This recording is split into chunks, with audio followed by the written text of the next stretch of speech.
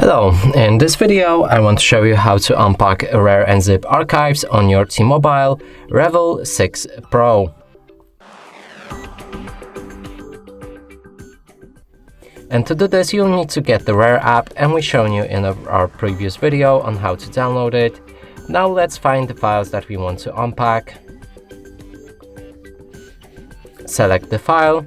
Now press on this arrow pointing up and you'll be able to unpack everything inside that file. Here you can click on Browse to change the designation on where to unpack these files, and I want them in the movies. Click on OK. Change any extraction options, but it's not necessary, and then click on OK. When you're finally ready, you'll be able to see all of your files right here. And that's it for this video. Hope you like it. Please consider subscribing to our channel, leave a like and a comment below.